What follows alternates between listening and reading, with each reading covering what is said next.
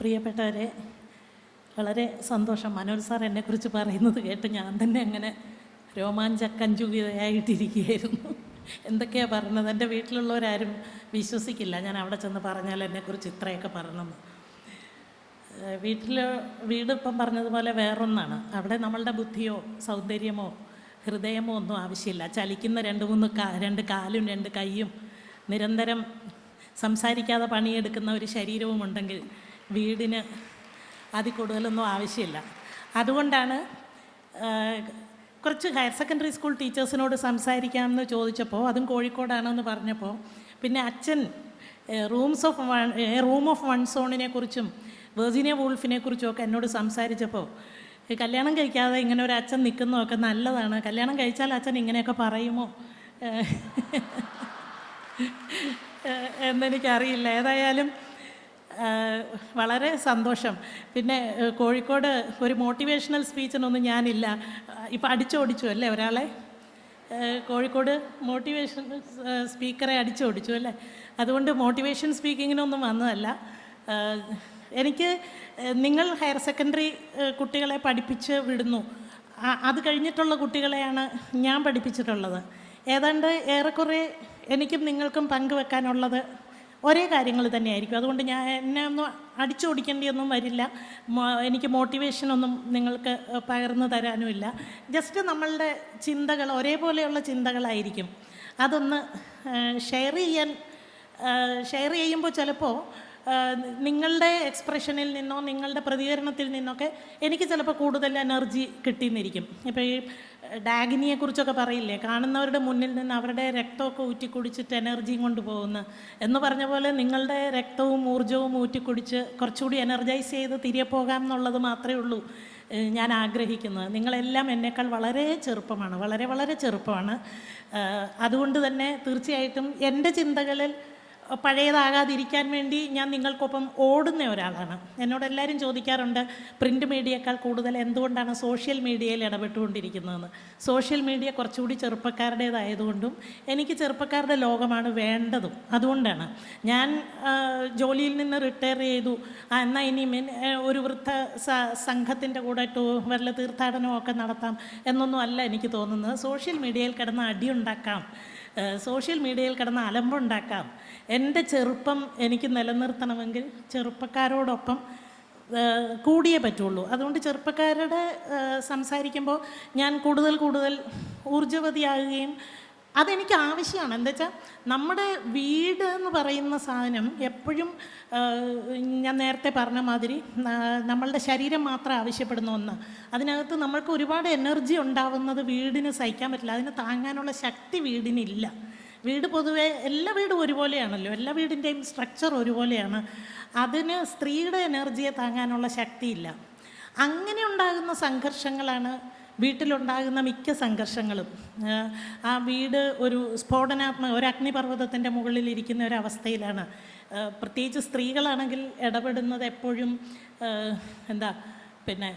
Gas, pressure cooker, കത്തി, മുളക് പൊടി, ഇങ്ങനെ അപകട സാധ്യതയുള്ള എല്ലാ സാധനങ്ങളും എപ്പോഴും കയ്യിലുള്ളവരാണ് സ്ത്രീകൾ.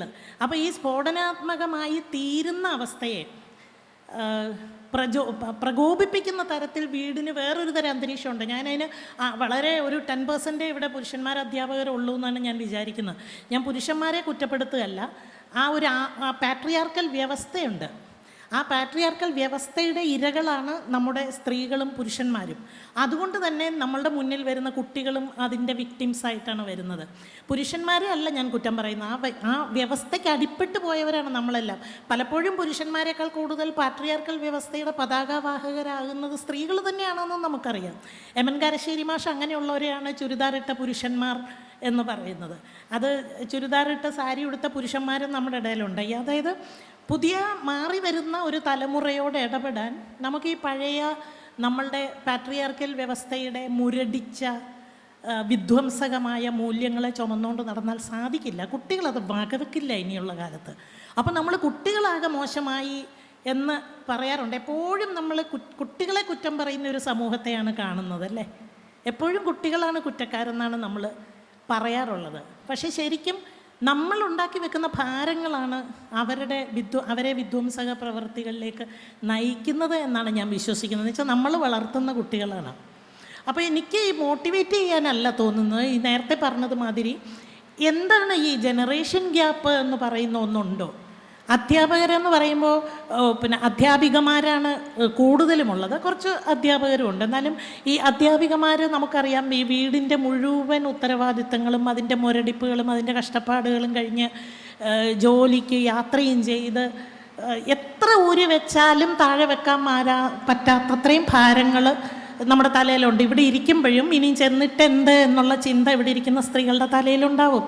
ഇന്ന് രാത്രിയിൽ എന്താണ്, നാളെ രാവിലത്തേക്ക് അരി ഉഴുന്നും വെള്ളത്തിലിട്ടിട്ടുണ്ടോ, അരച്ചില്ലെങ്കിൽ നാളെ എന്താണ്. അപ്പോൾ അതിൻ്റെ ഒപ്പമാണ് നിങ്ങൾ ഈ വലിയ ശാസ്ത്ര വിഷയങ്ങളും വലിയ കമ്പ്യൂട്ടറിനെ കുറിച്ചും വലിയ ലോകത്ത് നടക്കുന്ന വിപ്ലവങ്ങളെക്കുറിച്ചും ഒക്കെ കുട്ടികൾക്ക് പറഞ്ഞു കൊടുക്കുന്നതിനൊപ്പം നമ്മുടെ ഈ പഴഞ്ചൻ മുരടിച്ച ഒരു മുഷിഞ്ഞ പിന്നെ ഈള ഒലിപ്പിക്കുന്ന ഒരു അടുക്കള നമ്മുടെ എല്ലാ ഉള്ളിലുണ്ട്. ആ അടുക്കളയെ ഇട്ടിട്ട് നമുക്ക് ഒരിടത്തേക്കും പോകാൻ പറ്റുന്നില്ല. അപ്പം ഒരു 40 കുട്ടികളുള്ള ക്ലാസ്സിൽ 40 പ്രശ്നങ്ങൾ പ്ലസ് ഈ അധ്യാപിക പ്രശ്നം, 41 പ്രശ്നങ്ങളാണ് അവിടെ ഉള്ളത്. നമ്മൾ പലപ്പോഴും കുട്ടികളുടെ പ്രശ്നങ്ങളെ അഡ്രസ്സ് ചെയ്യുമ്പോൾ കുട്ടികളുടെ പ്രശ്നങ്ങളെ മാത്രം അഡ്രസ്സ് ചെയ്യും. ഈ കുട്ടികളെക്കാൾ മാനസികമായ ആരോഗ്യം നശിച്ച ഒരു അധ്യാപിക അവിടെ നിൽപ്പുണ്ട് എന്നുള്ള കാര്യം നമ്മൾ പലപ്പോഴും മറന്നുപോകും. അപ്പോൾ പ്രശ്നങ്ങൾ പ്രോബ്ലമാറ്റിക് ആയിട്ടുള്ള ഒരു മുറിയാണ്, സ്ഫോടനാത്മകത ഉള്ള ഒരു മുറിയാണ് ക്ലാസ് മുറിയും. നേരത്തെ അടുക്കളയുടെ കാര്യം പറഞ്ഞതുപോലെ അത് അങ്ങേറ്റം സ്ഫോടനാത്മകം തന്നെയാണ്. 33 വർഷം അധ്യാപന ജോലി ചെയ്ത ഞാൻ എൻ്റെ വീട്ടിൽ നിന്ന് വീട് പൂട്ടി ഇറങ്ങുമ്പോൾ എൻ്റെ വീട് അവിടെ ഇട്ടിട്ട് പോകണം എന്ന് മനഃപൂർവ്വം നിർബന്ധമുള്ള ആളാണ്. ഈ വീട് ചുമന്നുകൊണ്ട് പോവില്ല. അവിടെ ഇനി എന്ത് സംഭവിച്ചാലും എനിക്കറിയാം. വൈകുന്നേരം ഞാൻ ചെല്ലുമ്പോൾ പിന്നെ എച്ചിൽ പാത്രങ്ങൾ ഇട്ടത് അവിടെ തന്നെ കാണും. ഞാൻ കറി വെക്കാൻ മറന്നു പോയിട്ടുണ്ടെങ്കിൽ ആ കറി കഷ്ണങ്ങൾ തന്നെത്താനെ അടുപ്പിൽ കയറി വെന്തൊരു കറിയായി ഇല്ലെങ്കിൽ അത് അവിടെ തന്നെ ഇരിക്കും. ഞാൻ മറന്നു പോയത് എന്തും എന്നെ കാത്ത് അവിടെ തന്നെ ഇരിക്കും. അതുപോലെ തന്നെ ഞാൻ അവിടെ ഉപേക്ഷിച്ച് പോകുന്ന പ്രശ്നങ്ങളും അവിടെ തന്നെ കാണും. ഞാൻ പോയതുകൊണ്ട് പോവില്ല. അപ്പം ഞാൻ എന്തു ചെയ്യും? ഞാൻ ഇത് പൂട്ടി അതിൻ്റെ താക്കോല് വന്ദനം സിനിമയിൽ മോഹൻലാൽ ഇങ്ങനെ എറിഞ്ഞു കളയില്ലേ, അതുപോലെ അതിൻ്റെ താക്കോല് ഞാൻ അങ്ങനെ എറിഞ്ഞു കളഞ്ഞേച്ചാണ് പോകാറുള്ളത്. ഇതും ചുമന്നുകൊണ്ട് നടക്കാൻ വയ്യ. വീട് ഈ നോമാഡ്സ് നാടോടി സ്ത്രീകൾ നടക്കുന്ന പോലെ വീടും തോളിൽ ചുമന്ന് നടക്കുന്ന സ്ത്രീകളുണ്ട്. അപ്പോൾ അധ്യാപികമാരെന്ന് പറയുമ്പോൾ ഇത് ഏത് ജോലിയിലും ഇത് ബാധകമാണെങ്കിലും അധ്യാപകരുടെ ഇരട്ടിച്ച ഉത്തരവാദിത്വം മുമ്പിലിരിക്കുന്ന ഏറ്റവും പുതിയ തലമുറയിലെ കുട്ടികളിലേക്ക് അവരുടെ മുഴുവൻ ഊർജവും പകർന്നു കൊടുക്കേണ്ടവരാണ്. അപ്പം നമ്മളുടെ ഊർജത്തെക്കുറിച്ച് അത്രമാത്രം ബോധവതികളായെങ്കിൽ മാത്രമേ എല്ലാം നശിപ്പിക്കാൻ സജ്ജമായ സ്ത്രീകളുടെ എല്ലാ തരത്തിലുള്ള ഊർജവും എനർജിയും എല്ലാ തരത്തിലുള്ള സർഗാത്മകതയും നശിപ്പിക്കാൻ സജ്ജമാണ് വീടുകൾ. അതിപ്പോൾ ഒരു കുറ്റമായിട്ടല്ല പറയുന്നത്, അതങ്ങനെയാണ് വീട്. ഞാൻ പലപ്പോഴും ഹോട്ടലുകളിലൊക്കെ പോയി താമസിക്കാൻ പോകുമ്പോൾ നമ്മൾ പല ഫംഗ്ഷനൊക്കെ പോകുമ്പോൾ കൂട്ടുകാരൊക്കെ പറയും ഞങ്ങളുടെ വീട്ടിൽ വന്ന് നിൽക്കാം. ഞാൻ പറയും ഞാൻ വീട്ടിലേക്കില്ല, എനിക്ക് ഹോട്ടലിൽ മുറി എടുത്ത് തന്നാൽ മതി. ഞാൻ എന്തിനാ ഒരു വീട്ടിൽ നിന്ന് വേറൊരു വീട്ടിലോട്ട് പോകുന്നത്? എല്ലാ വീടും ഒരുപോലെയല്ലേ?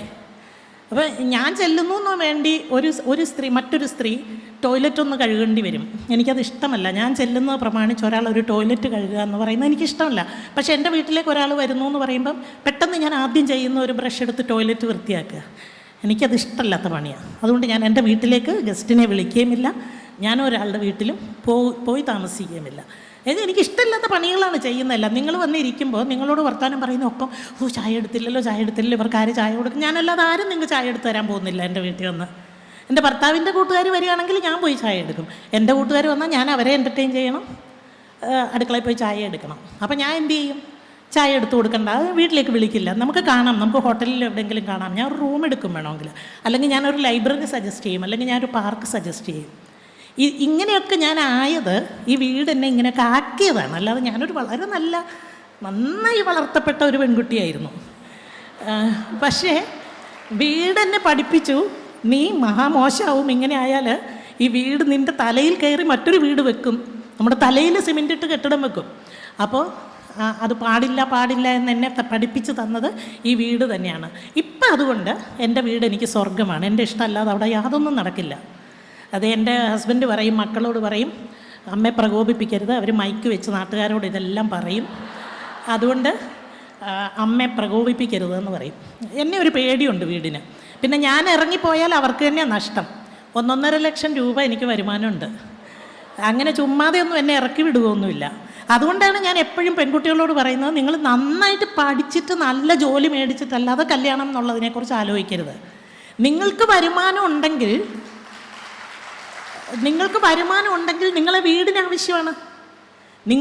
അപ്പം നമ്മൾ അധ്യാപിക എന്നുള്ള നിലയിൽ പെൺകുട്ടികളോട് നിരന്തരം പറഞ്ഞുകൊണ്ടിരിക്കുക, നിങ്ങൾ വീടിന് വേണ്ടിയുള്ളവരല്ല.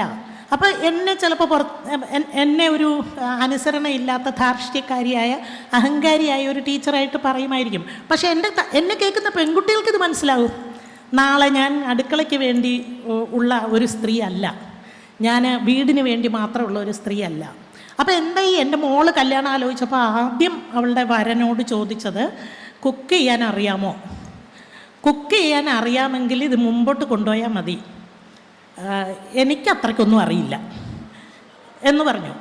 എന്നിട്ട് അവൾ പറഞ്ഞു, എനിക്ക് അത്യാവശ്യം ഉണ്ടാക്കാനും കഴിക്കാനും അറിയാം, പക്ഷേ ഞാൻ വെച്ച് തന്നില്ലെങ്കിലും നിങ്ങൾ ചത്തുപോകരുതല്ലോ, അതുകൊണ്ട് നിങ്ങൾ കുക്ക് ചെയ്യാൻ അറിയാമെങ്കിൽ മാത്രം.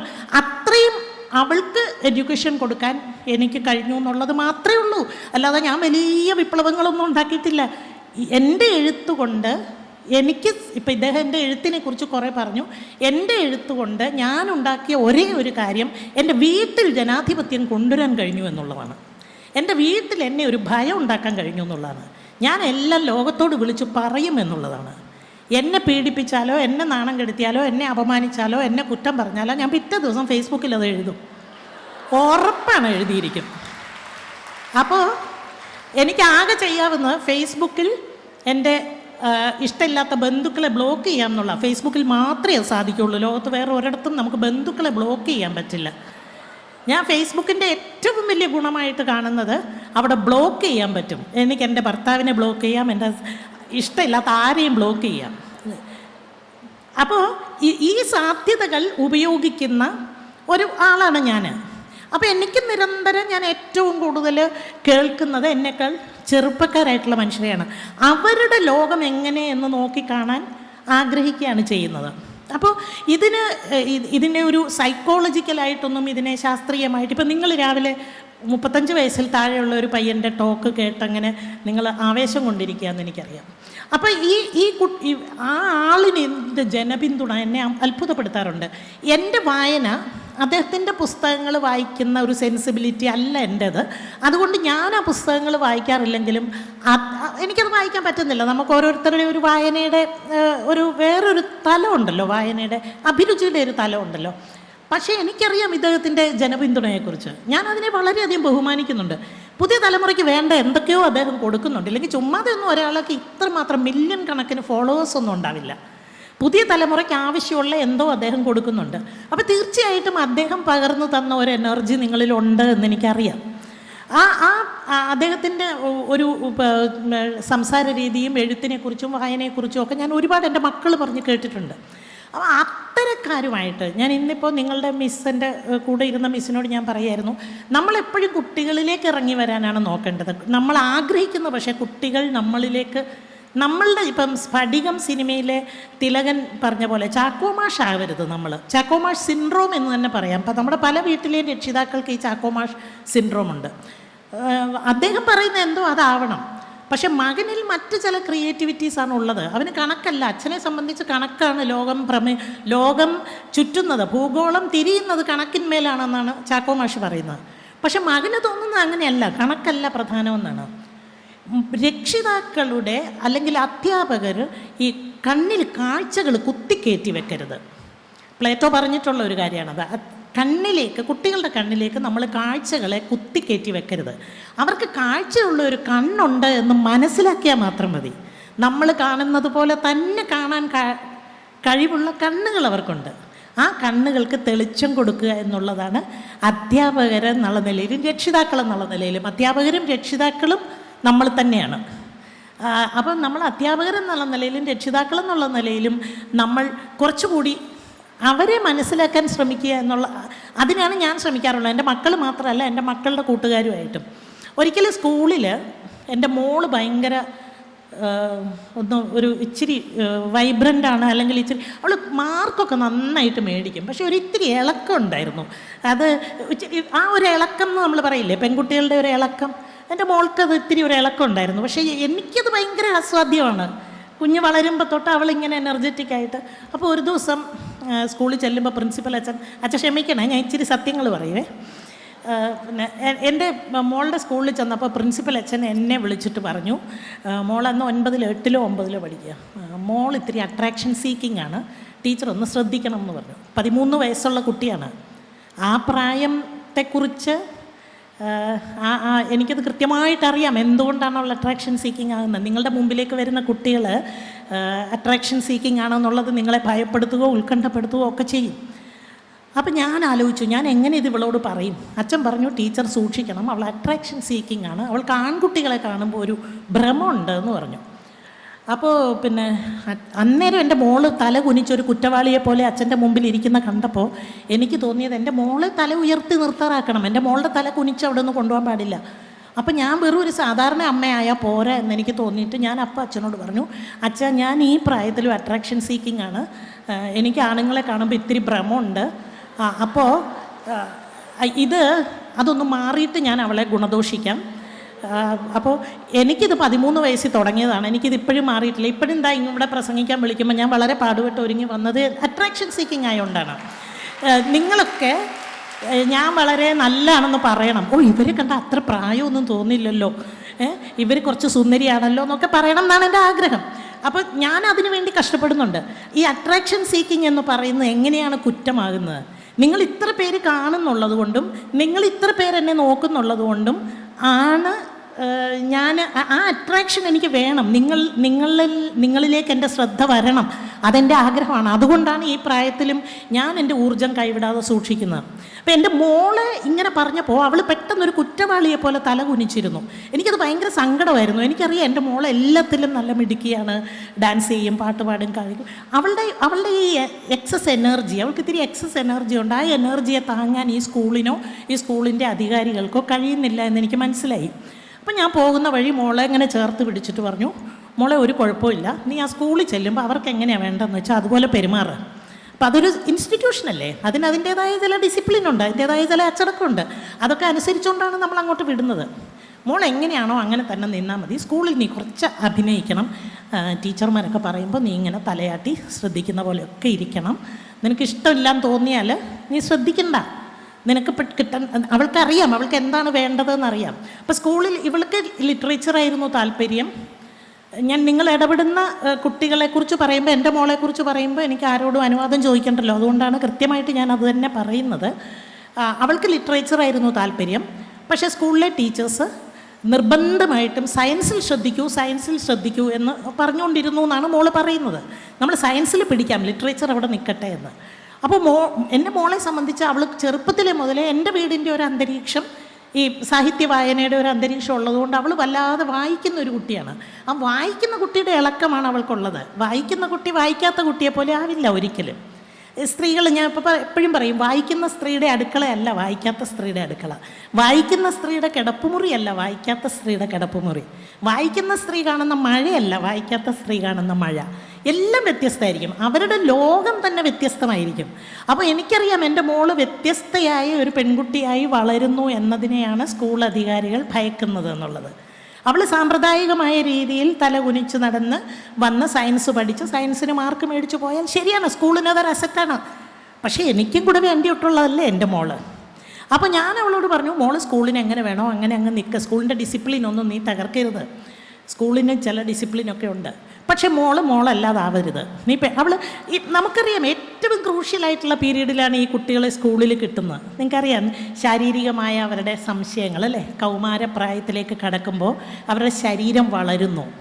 ഈ ശരീരം വളരുമ്പോൾ തോന്നലുകൾ മാറുന്നു. അന്ന് വരെയുള്ള തോന്നലുകളല്ല. കൗമാരക്കാരായ പെൺകുട്ടികളിലും ആൺകുട്ടികളിലും അവരുടെ വളർച്ചയുടെ സമയത്ത് വരുന്ന മാറ്റങ്ങളെ ആരോഗ്യകരമായിട്ട് കാണാൻ പലപ്പോഴും കഴിയാതെ പോകുന്നത് നമ്മുടെ ഇത്തരം ഒരു കാഴ്ചപ്പാടുകൾ കൊണ്ടാണ്. പണ്ടും ഇങ്ങനെ തന്നെയായിരുന്നു. കൗമാരപ്രായം കഴിഞ്ഞിട്ടാണ് നമ്മൾ യൗവനത്തിലേക്ക് വരുന്നത്. കൗമാരത്തിൻ്റെ സങ്കീർണതകൾ എല്ലാ കാലത്തും ഇങ്ങനെ തന്നെയായിരുന്നു. അച്ഛൻ കടന്നു പോകുന്ന അതേ സങ്കീർണതകളിലൂടെ ആയിരിക്കും ഞാനും കടന്നു പോന്നിട്ടുള്ളത്.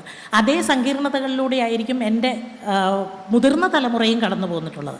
പക്ഷേ പ്ലേറ്റോ പറയുന്നത് പോലെ തന്നെ നമ്മളെപ്പോഴും പറഞ്ഞുകൊണ്ടിരിക്കും പുതിയ തലമുറ ചീത്തയാണ്. 2500 വർഷങ്ങൾക്ക് മുൻപ് പ്ലേറ്റോ പറഞ്ഞതാണ് പുതിയ തലമുറ പിഴച്ചു പോയതാണ് എന്ന്. പുതിയ തലമുറ പിഴച്ചു പോകുന്നു എന്ന് നമ്മൾ പ്ലേറ്റോ പറയുന്നത് എപ്പോഴും നമ്മളിങ്ങനെയാണ് പറഞ്ഞുകൊണ്ടിരിക്കുന്നത് എന്ന്. പുതിയ തലമുറ എന്നൊന്നില്ല, ഇതൊരു തുടർച്ചയാണ്, നമ്മളുടേതിൻ്റെ ഒരു തുടർച്ചയാണിത്.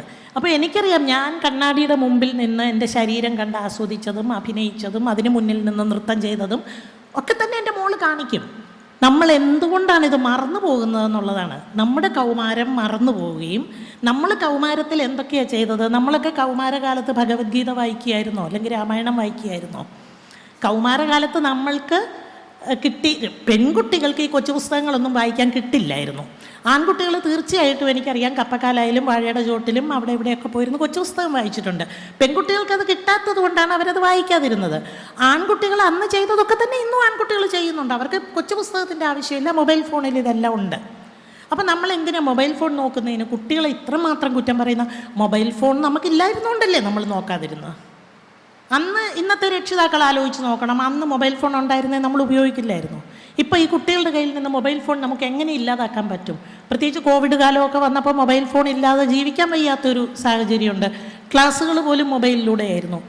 മിസ്യൂസ് ചെയ്യുന്നുണ്ടെങ്കിൽ അത് ആ കുട്ടികളെ വിളിച്ചിട്ട് അത് പലപ്പോഴും നമ്മൾ ആലോചിക്കേണ്ട കാര്യം, ഈ ജനറേഷൻ ഗ്യാപ്പ് എന്ന് പറയുന്നത് ഇല്ലാതാക്കാൻ നമുക്ക് പറ്റില്ല.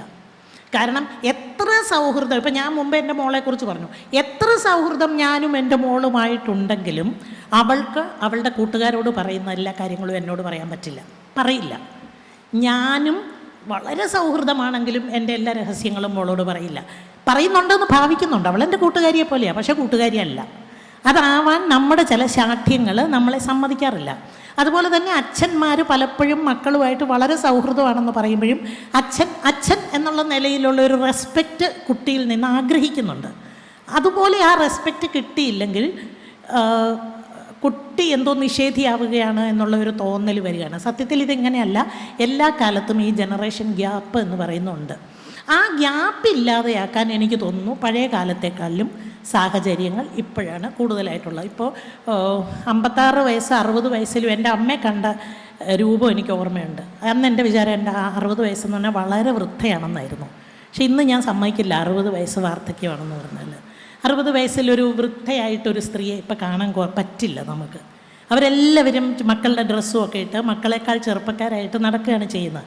അപ്പോൾ ആ ജനറേഷൻ ഗ്യാപ്പ് എന്ന് പറയുന്നത് ഒരു സത്യമാണെങ്കിലും ആ ഗ്യാപ്പ് കുറഞ്ഞുകൊണ്ടാണ് ഇരിക്കുന്നത്. അപ്പോൾ നിങ്ങളുടെ മുമ്പിൽ വരുന്ന ചെറിയ കുട്ടികളിൽ നിങ്ങൾ കാണുന്ന കുഴപ്പങ്ങളെ അവർക്ക് തെറ്റാണെന്ന് തോന്നുന്നതിനെ നമുക്ക് പറഞ്ഞു കൊടുക്കാം. എല്ലാ തെറ്റുകളും പ്രോത്സാഹിപ്പിക്കണം എന്നല്ല ഞാനീ പറയുന്നതിൻ്റെ അർത്ഥം. നമ്മൾക്കത് അവരെ ഇങ്ങനെയൊക്കെയാണോ മോളെ, അമ്മയും ഇങ്ങനെയൊക്കെ ആയിരുന്നു, പക്ഷെ അമ്മ അതിനെ മറികടന്നത് എങ്ങനെയാണ്? ശരിക്കും എനിക്ക് ഒരിക്കലും എൻ്റെ മോളെ ഗുണദോഷിക്കാൻ പറ്റില്ല. എന്താ വെച്ചാൽ മോളെക്കുറിച്ച് പറഞ്ഞ പോലെ തന്നെ ഞാനും അത്തരം തെറിപ്പുള്ളൊരു പെണ്ണായിരുന്നു. ഇപ്പോഴും ആ തെറിപ്പ് എനിക്ക് പോയിട്ടില്ല എന്നുള്ളതാണ് എൻ്റെ ഏറ്റവും വലിയൊരു സമാധാനം. അപ്പോൾ ആ തെറിപ്പുള്ള പ്രായത്തിലെ കുട്ടികളെ ഇതൊരു സ്വാഭാവികതയാണ് എന്ന് നമുക്ക് പറഞ്ഞ് മനസ്സിലാക്കി കൊടുക്കാൻ കഴിയണം. അമ്മയും ഇങ്ങനെയൊക്കെ ആയിരുന്നു, പക്ഷെ മോളെ ശ്രദ്ധിക്കണം, കാലത്തിൻ്റെ അപകടങ്ങൾ. ഇപ്പം നമ്മളെപ്പോഴും പറയും ബാഡ് ടച്ച് ഗുഡ് ടച്ച് ഒക്കെ പറഞ്ഞു കൊടുക്കും. പണ്ടൊന്നും അങ്ങനെയൊന്നും പറഞ്ഞു തരാൻ ആരുമില്ലായിരുന്നു. ഇഷ്ടംപോലെ ബാഡ് ടച്ച് ഏറ്റുവാങ്ങിയിട്ടുള്ള ശരീരമാണ്. അന്ന് ഇത് ബാഡ് ടച്ച് ആണെന്ന് അറിയില്ല, എന്താണെന്നറിയില്ല, എന്തോ കൊള്ളരുതാത്തതായിരുന്നു എന്ന് അറിയുന്നത് എപ്പോഴാണ്? ഈ പ്രായമായിട്ടും അതൊന്നും മറന്നു പോകാത്തത് കൊണ്ട്. അതിലെന്തോ എല്ലാ ടച്ചുകളും ഓർത്തിരിക്കുന്നില്ല, ഈ ബാഡ് ടച്ചുകൾ മാത്രം ഇപ്പോഴും ഓർത്തിരിക്കുന്നുണ്ട്. അപ്പോൾ ഈ തലമുടി വെട്ടാൻ ഒരാൾ വരുമായിരുന്നു. ഞങ്ങൾ 5 പെൺകുട്ടികളായിരുന്നു വീട്ടിൽ. ഈ 5 പെൺകുട്ടികളും ഒരേ സമയത്ത് അച്ഛൻ തലമുടി വെട്ടിക്കും. എന്താ വെച്ചാൽ 50 പൈസ കൊടുത്താൽ മതി തലമുടി വെട്ടിത്തരാൻ. അപ്പോൾ അച്ഛൻ ഓർക്കും എല്ലാവരെയും തല മൊട്ടയടിച്ചാൽ വളരെ സൗകര്യമുണ്ട്, എല്ലാവരെയും ഈ വരുന്ന മനുഷ്യൻ്റെ മുമ്പിൽ ഒരു സ്റ്റൂളിട്ട് ഇരുത്തി കൊടുക്കും. ഈ തലമുടി വെട്ടുന്ന സമയം മുഴുവൻ അപ്പോൾ ഇയാൾ പറയും ഉടുപ്പിടാതെ വേണം വരാൻ, തലമുടി വെട്ടാൻ ഉടുപ്പിട്ട് തന്നാൽ ഉടുപ്പിലെല്ലാം വീഴും, അയാളുടെ ഒരു തോർത്തുണ്ട് അത് പുതപ്പിക്കാമെന്ന് പറയും. അച്ഛനും അമ്മയും ഒന്നും കാവലിരുന്നിട്ടേ ഇല്ല. ഇപ്പോഴാണെങ്കിൽ നമ്മൾ അപരിചിതനായ ഒരു മനുഷ്യൻ്റെ മുമ്പിലേക്ക് നമ്മുടെ പെൺകുട്ടികളെ ഇങ്ങനെ വിട്ടുകൊടുക്കില്ല, ആൺകുട്ടികളെയും വിട്ടുകൊടുക്കില്ല. അന്ന് ഈ ബാർബർ വരും, അച്ഛനും അമ്മയും ശ്രദ്ധിക്കാറേ ഇല്ല. ഇയാൾ ഞങ്ങളുടെ ദേഹത്ത് എവിടെയൊക്കെയോ കൈകൊണ്ട് ഇങ്ങനെ തൊട്ടുകൊണ്ടാണ്. അന്ന് എന്താ ഇയാൾ ചെയ്യുന്നത് നമുക്കറിയില്ല. പക്ഷേ ഇപ്പോഴും അത് മറന്നിട്ടില്ല എന്ന് മാത്രമല്ല, ഈയിടെ എൻ്റെ അനിയത്തി ഫോണിൽ വിളിച്ചപ്പോഴാണ് പറയുന്നത്, ചേച്ചി അന്ന് ഒരാൾ വന്ന് അയാൾ എന്തൊക്കെയാണ് നമ്മുടെ ശരീരത്തിൽ ചെയ്തുകൊണ്ടിരുന്നത്. അപ്പോഴാണ് ഞാൻ ഓർക്കുന്നത്, എന്നെ മാത്രമല്ല ഇവരെ എല്ലാം ഇത് ചെയ്തിട്ടുണ്ട്, ഇവരാരും ഇത് മറന്നിട്ടില്ല. അപ്പോൾ ഇത് ബാഡ് ടച്ച് ആയിരുന്നു എന്ന് നമ്മൾക്ക് 40 വർഷങ്ങൾ അല്ല 50 വർഷങ്ങൾക്ക് ശേഷമാണ് ഇത് ബാഡ് ടച്ച് ആയിരുന്നു എന്ന് നമ്മൾ മനസ്സിലാക്കുന്നത്. അന്നും ഈ ബാഡ് ടച്ച് ഉണ്ടായിരുന്നു, പക്ഷേ നമുക്ക് പറഞ്ഞു തരാൻ ആരുമില്ലായിരുന്നു. ഇന്ന് നമ്മൾ ബാഡ് ടച്ച് ഗുഡ് ടച്ച് എന്താണെന്ന് കുട്ടികൾക്ക് പറഞ്ഞു കൊടുക്കുന്നുണ്ട്. എന്നിട്ടും എന്താ നമ്മുടെ കുട്ടികൾക്ക് സംഭവിക്കുന്നത് എന്നുള്ളതാണ്. അന്നില്ലാത്തതിനേക്കാൾ കൂടുതൽ ആത്മഹത്യകൾ കൂടുന്നു. ഇന്ന് രാവിലെയും ഞാൻ വായിച്ചു, 10ാം ക്ലാസ്സിൽ ഒരു എ മാത്രം, ബാക്കി എല്ലാം A+ ആയതിൻ്റെ പേരിൽ ഒരു പെൺകുട്ടി ആത്മഹത്യ ചെയ്തു എന്ന്. എവിടെയോ ഒരു സ്കൂളിൽ ഒരു എ ആയിപ്പോയി. അപ്പോൾ ഈ കുട്ടികൾക്ക് നമ്മളിത് എങ്ങനെയാണ് പറഞ്ഞു കൊടുക്കുക? നിങ്ങളുടെ മുമ്പിലുള്ള, എനിക്ക് തോന്നുന്നു ഏറ്റവും വലിയ പ്രശ്നം, ഈ കുട്ടികളെ എങ്ങനെ പോസിറ്റീവായ ഒരു ആറ്റിറ്റ്യൂഡിലേക്ക് കൊണ്ടുപോകാൻ കഴിയും. A+ മാത്രമല്ല ജീവിതം. ഇപ്പം നമ്മൾ പറയാറുണ്ട്, മരുഭൂമികൾ അല്ലെ, കാട് വെട്ടിത്തെളിക്കുക മാത്രമല്ല ടീച്ചർമാരുടെ ജോലി, മരുഭൂമിയിൽ ജലസേചനം ചെയ്യുകയും കൂടിയാണെന്ന് പറയും. ടീച്ചർമാരുടെ ഉത്തരവാദിത്വത്തെക്കുറിച്ച് പറയുമ്പോൾ ഉള്ള ഒരു വലിയ കോട്ടാണത്. കാട് വെട്ടിത്തെളിക്കുക മാത്രമല്ല, മരുഭൂമിയിൽ ജലസേചനം ചെയ്യുക എന്ന് പറയുന്നതും നമ്മുടെ വലുതായ ജോലിയാണെന്നുള്ളത്. അപ്പോൾ ഈ കാട് വെട്ടിത്തെളിച്ചാൽ മാത്രം പോരാ, മരുഭൂമികളിൽ ജലസേചനം ചെയ്യുകയും കൂടി വേണം ഈ കുട്ടികൾ. ഇത് വലിയ ഉത്തരവാദിത്വമാണ്. ഒരു മോട്ടിവേഷന് വേണ്ടി പറയുന്നതല്ല. ഇത് നമ്മുടെ അതിന് വേണമെങ്കിൽ തീർച്ചയായിട്ടും ഞാൻ നേരത്തെ പറഞ്ഞതുമാതിരി നമ്മുടെ വീടിന് ശാന്തത ഉണ്ടാവണം. നിങ്ങളെ ശാന്തതയുള്ള ഒരു ടീച്ചറാക്കണമെങ്കിൽ സ്കൂളിന് മാത്രമായിട്ട് അത് സാധിക്കില്ല, നിങ്ങളുടെ വീടിനത് സാധിക്കണം. പലപ്പോഴും ഞാൻ ആലോചിക്കും, ആണുങ്ങളില്ലാത്ത വീട് എന്ന് പറയുന്നത് ക്രൂരമായിട്ട് തോന്നാമെങ്കിലും ഞാനത് 2-3 കൊല്ലം അനുഭവിച്ചു. ഞാൻ ഇവിടെ കോഴിക്കോട് ഒരു ഫ്ലാറ്റ് എടുത്ത് ഞാനും എൻ്റെ മോളും മാത്രമായിട്ട് താമസിച്ചു 3 കൊല്ലം. സത്യമായിട്ട് ഞാൻ പറയുകയാണ്, ഇത് നിങ്ങൾ ഓഡിയോയോ വീഡിയോയോ എടുത്ത് എൻ്റെ വീട്ടിലേക്ക് അയച്ചു കൊടുത്താലും എനിക്ക് കുഴപ്പമില്ല. ആ 2-3 കൊല്ലം ഞാൻ അനുഭവിച്ചൊരു സന്തോഷമുണ്ട്. ഇതെന്ന് പറഞ്ഞാൽ എൻ്റെ ഭർത്താവ് വലിയ ഭീകരനോ വലിയ ദുശാസനനോ ഒന്നും ആയിട്ടല്ല. പക്ഷെ ഒരാണ് എന്ന് പറയുമ്പോൾ ആ ആണിന് ഒരു മൂളലിലും മുക്കലിലും ഒരു നോട്ടത്തിലും വരെ നമ്മളിൽ ഒരു കുറ്റം ചാർത്താനുള്ള അല്ലെങ്കിൽ നമ്മളെ ഒന്ന് കുറ്റപ്പെടുത്താനോ നമ്മളെ ഒന്ന് തകർത്ത് കളയാനോ ഉള്ള ഒരു ശക്തിയുണ്ട്. പാട്രിയാർക്കി കൊടുത്തിരിക്കുന്ന ഒരു അധികാരം പോലെ അവരിൽ അതുണ്ട്. അത് ഒരു നോട്ടം കൊണ്ടോ ഒരു മൂളൽ കൊണ്ടോ നമ്മളുടെ അധികാരിയാവും അവർ. ഒരേപോലെ വീടിന് പുറത്ത് പോയി ജോലി ചെയ്യുന്ന 2 പേരാണ് എൻ്റെ വീട്ടിലുള്ള ഞാനും എൻ്റെ ഭർത്താവും. 2 പേർക്കും ഒരേപോലെയുള്ള ജോലിയാണ്, ഒരേപോലെയുള്ള വരുമാനമാണ്. പക്ഷെ വീടിനകത്ത് കയറി കഴിയുമ്പോൾ ഒരാൾ പെട്ടെന്ന് മറ്റൊരാളുടെ അധികാരിയായിട്ട് മാറുക. ഈ അധികാരമാണ് ഇത് അദ്ദേഹം അറിഞ്ഞുകൊണ്ടല്ല, അദ്ദേഹത്തിന് ഇതിൻ്റെ പുറത്തേക്ക് പോകണമെന്നൊക്കെ ആഗ്രഹം കാണും. പക്ഷെ പുറത്തേക്ക് പോകാൻ പാടില്ലാത്തതുപോലെ ഒരു മിഥ്യാഭിമാന ബോധം അവരെ പൊതിയുന്നുണ്ട്. ഈ വീട് ശാന്തമാകാതെ ഒരിക്കലും നിങ്ങൾക്ക് നിങ്ങളുടെ സ്ഥാപനത്തിൽ ശാന്തയായ നല്ല ഒരു അധ്യാപികയാകാൻ സാധിക്കില്ല. നിങ്ങളുടെ ഭാരങ്ങൾ അവിടെ കിടക്കുന്നത് കൊണ്ടാണത്. നിങ്ങളുടെ കുഞ്ഞുങ്ങളെക്കുറിച്ചുള്ള ആകുലതകൾ അവിടെ കിടക്കുന്നത് കൊണ്ടാണ്.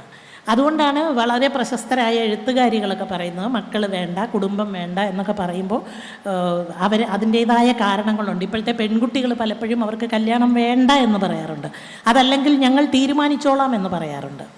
ഞങ്ങൾ വേണമെന്ന് തോന്നുമ്പോൾ പറയാം. കേരളത്തിൽ ആൺകുട്ടികൾക്ക് പെൺകുട്ടികളെ കിട്ടുന്നില്ല എന്നുള്ളതാണ് ഇപ്പോൾ ഏറ്റവും വലിയ പ്രശ്നം എന്ന് പറയുന്നുണ്ട്. അതിൻ്റെ അർത്ഥം പെൺകുട്ടികൾ വിവേകമതികളായിരിക്കുന്നു, അവർ ചിന്തിച്ചു തുടങ്ങിയിരിക്കുന്നു. തങ്ങളുടെ യൗവനവും തങ്ങളുടെ കരിയറും തങ്ങളുടെ ജോലിയും തങ്ങളുടെ വിദ്യാഭ്യാസവും വീടിന് വേണ്ടി ത്യജിക്കാനുള്ളതല്ല എന്ന് പെൺകുട്ടികൾ മനസ്സിലാക്കി തുടങ്ങിയിരിക്കുന്നു എന്നാണ് അർത്ഥം. കുടുംബം തകരുന്നതൊന്നും ചെന്ന് പ്രസംഗിക്കരുതേ എന്ന് പറയുമ്പോൾ ഇതിങ്ങനെ തകരാതെ സൂക്ഷിച്ചിട്ട് എന്താണ് കാര്യം എന്ന് ചോദിക്കാനേ എനിക്ക് തോന്നാറുള്ളൂ. നിങ്ങൾ എന്തിനാണ് ഇപ്പോൾ എപ്പം വേണമെങ്കിലും തകരുമെന്ന് വെച്ചിരിക്കുന്ന ഒരു സാധനത്തിനെ തകരാൻ വിടാത്തത് എന്തിനാണ്? അതങ്ങ് തകരട്ടെ. അത് തകരുന്നത് കൊണ്ട് എന്താണ് സംഭവിക്കുന്നത്? എനിക്ക് പറയാൻ കഴിയും ഞാൻ എന്തുകൊണ്ടാണ് ടീച്ചർ ഇത്രയൊക്കെ പറയുന്നല്ലോ, ടീച്ചർ എന്താണ് വീടിനെ വിട്ടിട്ട് പോകാത്തത്? എൻ്റെയും കൂടി ഇൻവെസ്റ്റ്മെൻറ്റാണ് വീട്, ഞാൻ എന്തിനാണ് ഇത് വിട്ടിട്ട് പോകണം? റോസിക്ക് വേണ്ടെങ്കിൽ റോസി പൊക്കോ എന്ന് പറയില്ലേ? റോസിക്ക് വീട് വേണ്ടെങ്കിൽ റോസി പൊക്കോ. എൻ്റെ 30 വർഷക്കാലത്തെ അധ്വാനം, എൻ്റെ ഇൻവെസ്റ്റ്മെൻറ്റ്, എൻ്റെ ഇമോഷൻസ് ഞാൻ ഇൻവെസ്റ്റ് ചെയ്തിരിക്കുന്ന ഒരു സ്ഥലമാണത്. അതെനിക്ക് വിട്ടിട്ട് പോകേണ്ട കാര്യമില്ല. വീടിന് എന്നെയാണ് ആവശ്യമെന്ന് എനിക്ക് നല്ല ഒന്നാന്തരമായിട്ട് ഇപ്പം അറിയാം. 40 വയസ്സ് വരെ അറിയില്ലായിരുന്നു. 40 വയസ്സ് വരെ എൻ്റെ വിചാരം എന്നെ വീട്ടിൽ നിന്ന് വിട്ടാലോ ഞാൻ എങ്ങോട്ട് പോകും? എനിക്ക് ജോലിയുണ്ട്, വരുമാനമുണ്ട്, അത്യാവശ്യമായ എല്ലാ കാര്യങ്ങളും എൻ്റെ തലയിലുണ്ട്, എനിക്ക് സാമൂഹികമായ സുരക്ഷയുണ്ടെന്നൊക്കെ അറിയാമായിട്ടും എൻ്റെ വിചാരം എന്നെ വേണ്ടെന്ന് വെച്ചാലോ. പിന്നീടല്ലേ എനിക്ക് മനസ്സിലായത് എനിക്കല്ല വീടിനെ ആവശ്യം, വീടിന് എന്നെയാണ് ആവശ്യം. ആ തിരിച്ചറിവ് സ്ത്രീകൾക്കുണ്ടായാൽ മാത്രം മതി. എൻ്റെ അധികാരപ്പെട്ട ഞാൻ കൂടി ഇൻവെസ്റ്റ് ചെയ്തിരിക്കുന്ന വീട്ടിലാണ് വേറൊരാൾ മുതലാളി ചമയുന്നത്. ഈ സ്വകാര്യ സ്ഥാപനങ്ങളെക്കുറിച്ചൊക്കെ നമ്മൾ പറയും, തുണിക്കടകളെക്കുറിച്ചും ഇപ്പോൾ സ്കൂളുകളെക്കുറിച്ചും ഒക്കെ പറയും. മുതലാളിയുടെ താല്പര്യം, വീടാണ് ഏറ്റവും വലിയ മുതലാളിത്ത സ്ഥാപനം. അവിടെ ഒരു അടിമയായിട്ട് നിൽക്കേണ്ട ആളല്ല. നിങ്ങളുടെ ശമ്പളം നിങ്ങൾ ഇൻവെസ്റ്റ് ചെയ്യുന്നത് നിങ്ങളുടെ വീട്ടിലാണ്. നിങ്ങളെങ്ങനെയാണ് അവിടെ രണ്ടാം കിടയാകുന്നു? നിങ്ങളുടെ കൂടെയാണ് വീട്. എൻ്റെ വീട് എൻ്റെ വീട് എന്ന് പറയുമ്പോൾ എൻ്റെ വീടെന്ന് പറയരുത് എന്ന് തിരുത്താനുള്ള ആർജവം നിങ്ങൾക്കുണ്ടാകണം. ഇത് എൻ്റെയും കൂടി വീടാണ് എന്ന് പറയാൻ നമുക്ക് കഴിയുമോ? എത്ര പേർക്ക് കഴിയും? എൻ്റെയും കൂടി വീടാണ്. എനിക്ക് കഴിയുന്നത് വരെ ഇപ്പോഴാണ്, ഈ അടുത്ത കാലത്ത്. എൻ്റെ വീടാണെന്ന് പറയുമ്പോൾ അതിങ്ങനെ പറയല്ലേ, ഇതെൻ്റെയും കൂടെ വീടാണ്, ഞാനും ഇവിടെ പണം മുടക്കിയിട്ടുണ്ട്, ഇത് ഞാൻ പണം മുടക്കിക്കൊണ്ടാണ് ഇരിക്കുന്നത്. ഈ ആർജവം ഉണ്ടാകണമെങ്കിൽ നമുക്ക് വരുമാനം വേണം. അത്രയും മാത്രം പെൺകുട്ടികൾക്ക് പറഞ്ഞു കൊടുത്താൽ മതി. ഈ ലിംഗവിവേചനം എന്ന് പറയുന്നത് നിങ്ങളുടെ മുമ്പിലിരിക്കുന്ന പെൺകുട്ടികളിലും ആൺകുട്ടികളിലും ഈ ലിംഗവിവേചനത്തെക്കുറിച്ച് ബോധ്യപ്പെടുത്താനായിട്ട് വലിയ പഠിപ്പീരൊന്നും പഠിപ്പിക്കണ്ട. അവരെ അടുത്തിരിക്കാൻ അനുവദിക്കുക. ഇപ്പോൾ സ്കൂളുകളിൽ മാത്രമായിട്ടൊരു സ്കൂളിന് മാത്രമായിട്ട് അത്രേ സാധിക്കുമോ എന്നെനിക്കറിയില്ല. സർക്കാർ തലത്തിൽ തന്നെ അത്തരം തീരുമാനം ഉണ്ടാവണം. കുട്ടിക്കാലം മുതൽ ആൺകുട്ടികളെയും പെൺകുട്ടികളെയും ഒരുമിച്ചിരുത്തണം. അധികാരം ആണായതുകൊണ്ട് മാത്രം ഒരാൾക്ക് പെണ്ണിൻ്റെ മേലെ അധികാരം സ്ഥാപിക്കാൻ പറ്റില്ല. എന്താ വ്യത്യാസം? ആണായാൽ 5 വയസ്സുള്ള ആൺകുട്ടിയോട് പറയും 12 വയസ്സായ ചേച്ചിയെ കൊണ്ട് ബസ് സ്റ്റാൻഡിൽ ഒന്ന് വിട്ടിട്ട് വരാൻ പറയും. ചേച്ചിയുടെ രക്ഷകർത്താവാണ്. 5 വയസ്സ് മുതൽ ആൺകുട്ടി കേൾക്കുന്നതാണ്. ചേച്ചിയെ അവിടെ കൊണ്ട് വിട്ടിട്ട് വേടാ, ചേച്ചിക്ക് കൂട്ടിയിരുന്നോണേ, എടാ ചേച്ചിയെ നോക്കിക്കോണേ, ഇങ്ങനെ പറയും. അതുപോലെ തന്നെ ചെറിയ ക്ലാസ്സിൽ മുതൽ തന്നെ ഇതൊരു ശരീരമാണ് എന്ന് തോന്നിപ്പിക്കാത്ത തരത്തിലുള്ള ഇടപെടലുകൾ സ്കൂളുകളിൽ ഉണ്ടാകണം. ലിംഗവിവേചനപരമായ ഒരു വാക്ക് പോലും അറിയാതെയോ അറിഞ്ഞോ രക്ഷിതാവിൻ്റെയോ അധ്യാപകരുടെയോ ഭാഗത്തുനിന്ന് വരാതെ ഇരിക്കണം. അത് നമ്മൾ വളരെ ബോധപൂർവം ശ്രദ്ധിച്ചാലേ പറ്റുള്ളൂ. എന്താ വെച്ചാൽ ഈ പാട്രിയാർക്കി എന്ന് പറയുന്ന ഒരു അമ്മിക്കല്ലാണ്. ഇത് നമ്മുടെ തലയിൽ തലമുറകളായിട്ട് വെച്ച് തന്നിരിക്കുന്നതാണ്. അമ്മുമ്മയുടെ അമ്മ അമ്മുമ്മയുടെ തലയിൽ വെച്ച് കൊടുത്തു, അമ്മുമ്മ അത് അമ്മയുടെ തലയിൽ വെച്ച് കൊടുത്തു, അമ്മ അത് എൻ്റെ തലയിൽ വെച്ച് കൊടുത്തു. പക്ഷെ ഞാൻ എൻ്റെ മകളുടെ തലയിൽ അത് എറിഞ്ഞുടക്കിയ തന്നെ ചെയ്യും. അതിനി എൻ്റെ മകളുടെ തലയിലോട്ട് വെച്ച് കൊടുക്കില്ല എന്ന് നമ്മൾ സ്ട്രോങ് ആയിട്ട് തീരുമാനം എടുക്കണം. ഇത് പെണ്ണിന് മാത്രമല്ല, വീട്ടിലെ അമ്മയ്ക്ക് മാത്രമല്ല, അച്ഛനും ഈ പാട്രിയാർക്കി ചുമന്നുകൊണ്ടാണ് നടക്കുന്നത്. അതുപോലെ തന്നെ അധ്യാപകരും. അപ്പം നമ്മൾ കർശനമായിട്ട് നമ്മൾ ഇതിനെ എറിഞ്ഞുടയ്ക്കണം എന്ന് തീരുമാനിക്കുമ്പോൾ നമ്മൾ വിചാരിക്കുന്ന എന്താ? വീടിൻ്റെ സമാധാനം തകരും. അല്ല, എന്ത് സമാധാനം അതിനകത്തുള്ളത്? സമാധാനമായിട്ടാണോ എല്ലാവരും കഴിയുന്നത്? എനിക്ക് തോന്നുന്നില്ല. സമാധാനമില്ലാത്ത ഏറ്റവും സ്ഫോടനാത്മകമായ ഒരു സാധനമാണ് അത്. സമാധാനമുണ്ട് എന്ന് തോന്നിപ്പിക്കുന്നത് സ്ത്രീയുടെ, അല്ലെങ്കിൽ ചിലയിടത്ത് സ്ത്രീകളുടെ, ചിലയിടത്ത് പുരുഷന്മാരുടെ നിശബ്ദത കൊണ്ടാണ്. ആ നിശബ്ദത നടക്കുമ്പോൾ പക്ഷേ ഉള്ളിൽ ഭയങ്കര കലാപങ്ങൾ നടക്കുന്നുണ്ട്. നമ്മുടെ ഉള്ളിൽ സമരങ്ങൾ നടക്കുന്നതിനെയാണോ നമ്മൾ സമാധാനം എന്ന് പറയുന്നത്? നമ്മുടെ ഉള്ളിൽ ഞാൻ മിണ്ടാതിരുന്നേക്കാം, തൊലഞ്ഞു പോട്ടെ, മിണ്ടാതിരുന്നേക്കാം എന്ന് വിചാരിക്കുന്നതിനെയാണോ നമ്മൾ സമാധാനം എന്ന് പറയുന്നത്? സമാധാനം എന്ന് പറയുന്നത് അത് നമ്മുടെ മനസ്സിലുണ്ടാകുന്ന സമാധാനമാണ്. മനസ്സിന് സമാധാനമില്ലാതെ നമ്മൾ സമാധാനം അഭിനയിച്ച് ചിരിച്ച് നടക്കും. ഇപ്പം ഞാൻ ഈ ചിരിക്കുന്ന ചിരി എൻ്റെ ഉള്ളിലുള്ള ചിരിയാണ്. എൻ്റെ വീട്ടിൽ ഒരാളും എൻ്റെ മേൽ അധികാരം സ്ഥാപിക്കാൻ ഞാൻ സമ്മതിക്കാറില്ല. പക്ഷെ അങ്ങനെ അല്ലായിരുന്നു ഞാൻ കുറച്ച് കാലം മുമ്പ് വരെ. അന്ന് ഞാൻ നല്ല സ്ത്രീയായിരുന്നു എന്ന്, അല്ലെങ്കിൽ ഞാൻ ടോയ്ലറ്റ് ഉരച്ച് കഴിയുമ്പോൾ, വല്ലവരും താമസിക്കുന്ന വല്ല വീട്ടിലും വന്ന് ടോയ്ലറ്റ് ഉരച്ച് കഴിയുന്ന എന്തിനാ? ഇവരുടെയൊക്കെ സ്നേഹം ജീവിതാവസാനം വരെ കിട്ടാൻ വേണ്ടി അവരൊക്കെ പോകുന്ന കക്കൂസ് ഞാൻ കഴുകുമായിരുന്നു. ഞാൻ അതങ്ങ് നിർത്തി. ഈ കക്കൂസ് കഴുകിയിട്ട് കിട്ടുന്ന സമാധാനം എനിക്ക് വേണ്ട. അപ്പോൾ ഒരു റെയിൽവേ സ്റ്റേഷനിൽ ഒരു ദിവസം ഇരിക്കുമ്പോൾ ഒരു എഴുത്തുകാരൻ, വളരെ പ്രശസ്തനായ ഒരു എഴുത്തുകാരൻ, ചെറുപ്പക്കാരൻ എന്നെ കാണാൻ വന്നു. എന്നെ വലിയ ഇഷ്ടമുള്ള ഒരാളാണ്. എന്നെ കാണാൻ വന്നിട്ട് എന്നോട് പറഞ്ഞു, ടീച്ചർ എനിക്കൊരു പ്രശ്നമുണ്ട്. എന്താണ്? ഞാൻ വിവാഹം കഴിച്ചു. അപ്പം മിടുക്കിയായ ഒരു പെൺകുട്ടി, ഡോക്ടറാണ് ആ പെൺകുട്ടിയെ കല്യാണം കഴിച്ചു. ആ പെൺകുട്ടി വീട്ടിൽ വന്നപ്പോൾ തൊട്ട് അമ്മയുമായിട്ട് ഒട്ടും ചേരുന്നില്ല. ഞാൻ ചോദിച്ചാൽ എന്താ പ്രശ്നം അമ്മയായിട്ട് ചേരാത്ത? പിന്നെ അവൾക്ക് എല്ലാ ജോലിയും തീർത്തിട്ട് ഹോസ്പിറ്റലിൽ പോകാൻ നേരം കിട്ടില്ല. ഇയാൾക്കപ്പം അന്ന് ജോലി ആയിട്ടുമില്ല.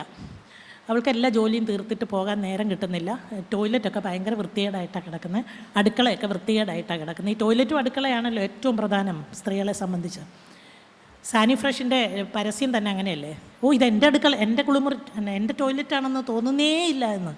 എൻ്റെ ടോയ്ലറ്റ് എന്ന് പറഞ്ഞാൽ ഞാൻ കഴുകുന്ന ടോയ്ലറ്റ് എന്നാണ് അർത്ഥം, അല്ലാതെ ഞാൻ പോകുന്ന ടോയ്ലറ്റ് എന്ന് മാത്രമല്ല. എല്ലാവരും പോകുന്ന ടോയ്ലറ്റ് കഴുകേണ്ട ആളാണ് ഞാനെന്നാണ്. അപ്പം ഞാൻ ഈ പയ്യനോട് ചോദിച്ചു, ഇതാണോ ഇത്ര വലിയ പ്രശ്നം? ഇപ്പം നീ പെൺകുട്ടി വരുന്നവരെ നിങ്ങളുടെ ടോയ്ലറ്റ് കഴുകാറില്ലായിരുന്നു ആരും? ഉണ്ടായിരുന്നു. പിന്നെ ഈ ഡോക്ടർ വന്നിട്ട് കഴുകാൻ, ഈ കുട്ടിയെ MBBS പഠിപ്പിച്ച അതിൻ്റെ ഒരു അച്ഛനും അമ്മയുണ്ട്. ഈ കുട്ടിയെ MBBS വരെ പഠിപ്പിച്ചത് നിങ്ങളുടെ ടോയ്ലറ്റ് കഴുകാനാണെന്ന് നിങ്ങളോട് ആരാ പറഞ്ഞത്? പെട്ടെന്ന് പയ്യൻ്റെ മുഖം അങ്ങ് വിളറി. അപ്പം അതുവരെയും ആ പയ്യൻ്റെ വിചാരം അമ്മയാണ് ശരിയെന്നാണ്. ഇവള് ടോയ്ലറ്റ് കഴുകേണ്ടവളല്ലേ, ഇവള് MBBS ആയാലും ഇവളെ കളക്ടർ ആയാലും ഇവളെ എവിടെ നിന്ന് വന്നതായാലും ഇവള് എൻ്റെ വീടിൻ്റെ ടോയ്ലറ്റ് കഴുകേണ്ടവളല്ലേ. ഞാൻ ചോദിച്ചു നിങ്ങളുടെ വീടിൻ്റെ ടോയ്ലറ്റ് അപ്പം മിനിഞ്ഞാന്ന് വരെ ആരാ കഴുകിക്കൊണ്ടിരുന്നത്? അത് ഇപ്പം ഇവള് വന്നു കഴിഞ്ഞ് ഞാൻ പറഞ്ഞു നിങ്ങൾക്ക് ജോലിയില്ലല്ലോ, നിങ്ങൾ ടോയ്ലറ്റ് കഴുകുക, അവൾ ഹോസ്പിറ്റലിൽ പോട്ടെ. അങ്ങനെയല്ലേ, നിങ്ങളുടെ വീടിൻ്റെ ടോയ്ലറ്റ് അല്ലേ ഇത്. ആദ്യം ഇങ്ങനെ ഒന്ന് വിളറിയെങ്കിലും പിന്നീട് ടീച്ചർ പറഞ്ഞത് ശരിയാണല്ലോ.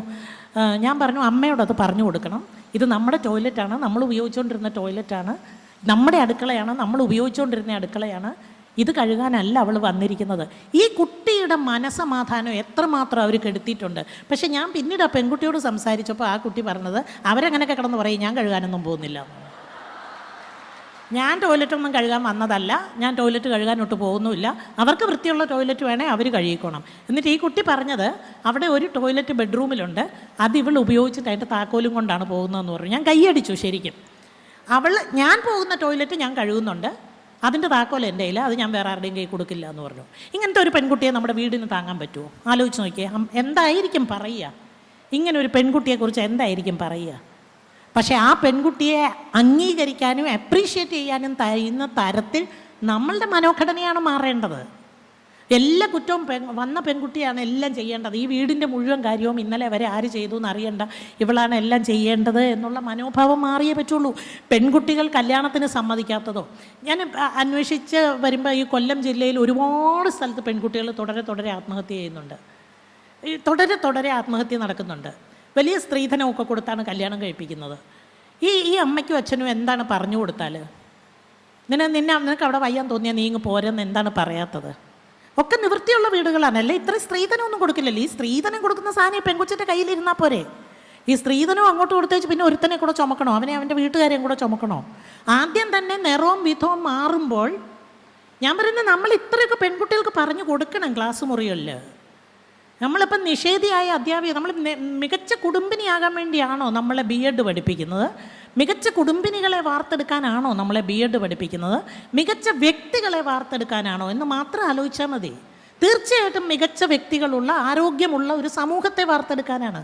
ആൺകുട്ടികളോട് അധികാരത്തോടെ പെൺകുട്ടികളോട് സംസാരിക്കരുത് എന്ന് തന്നെ പറയണം. എവിടെ കണ്ടാലും നമുക്കത് തിരുത്താൻ കഴിയണം. എൻ്റെ മോൻ എന്നോട് പറയുമായിരുന്നു, അമ്മ അതിലെ കൂടെ പോവല്ലേ, അവിടെ ഭയങ്കര ചീത്ത സ്ഥലമാണ്, അമ്മ അതിലേ പോകരുത്. ഞാൻ പറഞ്ഞു നീ പോടാന്ന് പറഞ്ഞു. അപ്പം അവൻ എന്നോട് പറഞ്ഞു, ഞാൻ പറഞ്ഞു എനിക്ക് ഇത്ര വയസ്സൊക്കെ ആയി, എനിക്ക് വയസ്സായെങ്കിൽ വയസ്സായവർ നടക്കുന്ന പോലെ നടക്കണം, അമ്മയുടെ വേഷം അതാണോ എന്ന് ചോദിച്ചു. ഇത് വർഷങ്ങൾക്ക് മുമ്പാണ് ചോദിച്ചത്.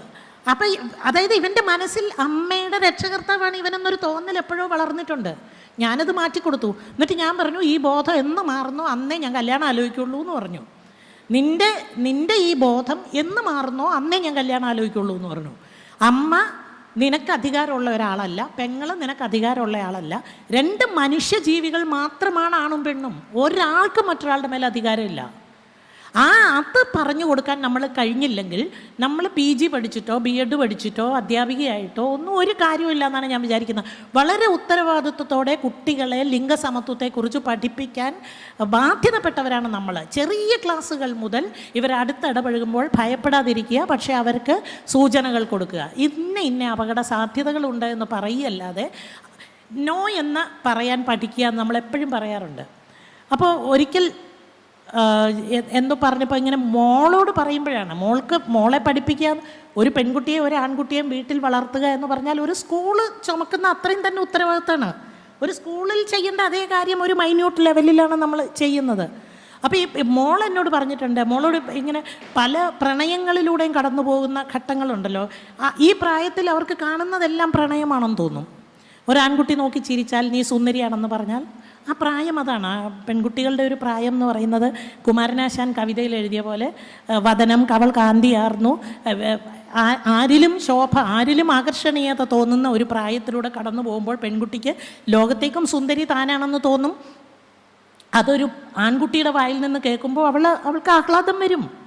നമ്മളൊക്കെ ആ പ്രായത്തിലൂടെ കടന്നു പോയവരല്ലേ, നമുക്കറിയരുതോ? സുന്ദരിയാണെന്ന് കേട്ടാൽ ഇപ്പോഴും നമുക്ക് സന്തോഷമല്ലേ? നമ്മൾ അതിനല്ലേ ഒരുങ്ങുകയും കഷ്ടപ്പെടുകയും ഒക്കെ ചെയ്യുന്നത്, ഭംഗിയുണ്ടെന്ന് കേൾക്കാനല്ലേ. അപ്പോൾ അത് ഏത് പെൺകുട്ടിയിലും അതുണ്ടാവും. ശരീരം വളരുമ്പോൾ, പ്രത്യേകിച്ച് മാറിടമൊക്കെ വളരുമ്പോൾ അവൾക്ക് സങ്കോചങ്ങൾ ഉണ്ടാകുന്ന തരത്തിലുള്ള പെരുമാറ്റം നമ്മുടെ ഭാഗത്തുനിന്ന് ഉണ്ടാകാൻ പാടില്ല. അവളുടെ ശരീരത്തെ ബോഡി ഷേമിങ് നടത്താതിരിക്കുക. അവളുടെ ശരീരം നോക്കി അവളുടെ വളർച്ചയെ അത് സ്വാഭാവികമായിട്ട് ഇപ്പോൾ പുറത്തേക്കൊക്കെ പോകുന്ന പെൺകുട്ടികൾ പറയുന്നത് തുറിച്ചു നോട്ടം ഇല്ല എന്നുള്ളതാണ് ആ നാട്ടിലെ ഏറ്റവും വലിയ അനുഗ്രഹം. കേരളത്തിൽ നിന്ന് പോകുന്നത് കേരളത്തിലെ മറ്റു ബുദ്ധിമുട്ടുകൾ കൊണ്ടൊന്നുമല്ല, ശരീരത്തിലേക്ക് തുറിച്ചു നോട്ടം ഇല്ല. ഏത് വേഷവും ഇട്ട് നടക്കാം, എന്ത് വേഷത്തിൽ നടന്നാലും ആരും തുറിച്ചു നോക്കില്ല എന്നുള്ളതാണ്. അപ്പം അങ്ങനെയുള്ള ഒരു തലമുറയെ വളർത്താതെ ഇരിക്കാൻ നമ്മൾ ശ്രദ്ധിക്കുക. നമ്മളാലാകും വിധം നമ്മൾ ഈ ബോഡി ഷേമിങ് നടത്തരുത് എന്നുള്ളതും അതുപോലെ അധികാരം ഉപയോഗിക്കരുത് എന്നുള്ളതും. പ്രണയത്തിൽ നിന്ന് വിട്ടുപോകുമ്പോൾ ആത്മഹത്യ ചെയ്യുന്ന പെൺകുട്ടികളും പ്രണയത്തിൽ നിന്ന് വിട്ടുപോകുമ്പോൾ കൊല്ലുന്ന ആൺകുട്ടികളെയും കാണുമ്പോൾ സോഷ്യൽ മീഡിയയിലൊക്കെ നമ്മൾ ശ്രദ്ധിച്ചാൽ കാണാം, അതിൻ്റെ താഴെ വരുന്ന കമൻറ്റുകൾ മുഴുവൻ അവളങ്ങനെ ചെന്നിട്ടല്ലേ, അവനെ പ്രകോപിപ്പിച്ചിട്ടല്ലേ, അവനെ പ്രേമിച്ചിട്ട് വേറൊരുത്തനെ പ്രേമിച്ചതുകൊണ്ടല്ലേ. ഈ പ്രേമം എന്താ കല്യാണം വല്ലതുമാണോ? ഒരാളെ പ്രേമിച്ചാൽ പിന്നെ അയാളെ മാത്രമേ പ്രേമിക്കാവുള്ളൂ എന്ന് എനിക്കത് മനസ്സിലായിട്ടേ ഇല്ല ഇപ്പോഴും. പ്രേമം എന്ന് പറയുന്നത് മാറിക്കൊണ്ടിരിക്കുന്ന ഒന്നാണ്. ഒരേ സമയം രണ്ടുപേരോട് പ്രണയം തോന്നാം, അത് കുറ്റമല്ല. ഞാൻ പറഞ്ഞേ അത് കുറ്റമല്ല എന്നുള്ളത് നമ്മൾ ആദ്യം മനസ്സിലാക്കണം. ഒരു പ്രണയത്തിനിടയിൽ വേറൊരു പ്രണയം വന്നുകൂടായികയില്ല. ഒരു വിളക്ക് കത്തിച്ചാൽ ആ തിരിയിൽ നിന്ന് പല പല തിരികൾ കത്തിക്കാൻ പറ്റും നമുക്ക്. പക്ഷേ ഇതിനൊക്കെ ഈ ഒരു കാട്ടിനുള്ളിൽ പല കാടുകളുണ്ടെന്ന് പറയുന്നത് പോലെയാണ് ഒരു ഹൃദയത്തിനുള്ളിൽ പല അറകളുണ്ടെന്ന് സയൻസിൽ പഠിപ്പിച്ചിട്ടും കാര്യമില്ല. ഒരു ഹൃദയത്തിന് പല അറകളുണ്ട്, അവിടെ പലർക്കും പല സ്പേസുണ്ട്, പലർക്കിരിക്കാനുള്ള സ്പേസുണ്ട്. നമ്മളൊരു വിശാലമായ ഹൃദയത്തിൻ്റെ ആളാണെന്നും കൂടി വേണം മനസ്സിലാക്കാൻ.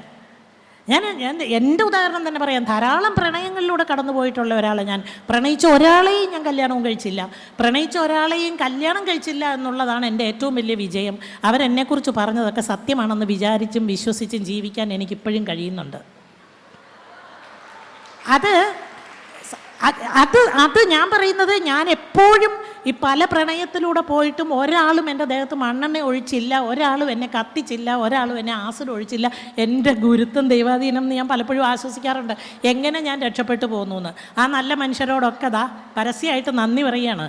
തേച്ചൊട്ടിച്ചെന്നും പറഞ്ഞ് എന്നെ ഒന്നും ഉപദ്രവിച്ചില്ലല്ലോ, എന്നെ ഒന്നും ചെയ്തില്ല. ഞാൻ ഇപ്പോഴും അവരെക്കുറിച്ചൊക്കെ വളരെ നന്ദിയോടെ ആലോചിക്കാറുണ്ട്. അന്നേരത്തെ സമയത്ത് എനിക്ക് അവരെയൊക്കെ വേണമായിരുന്നു. ഞാനൊരു ചീത്ത സ്ത്രീയായിട്ടല്ല, എനിക്ക് വലിയൊരു ഹൃദയമുണ്ടായതുകൊണ്ടാണ്. എനിക്ക് വളരെ വിശാലമായ ധാരാളം മനുഷ്യരെ ഉൾക്കൊള്ളാൻ കഴിയുന്ന ഒരു മനസ്സുള്ളത് കൊണ്ടാണ്. എത്ര പേരെ വേണമെങ്കിലും ഇപ്പോഴും പ്രേമിക്കാം. സത്യം പറയുകയാണ്, എനിക്ക് വലിയ ഇഷ്ടമാണ് പ്രണയം. ഇത്രയും നമ്മളെ ഒരുതരം ലഹരിയാണത്, ഒരുതരം ഭ്രാന്താണത്.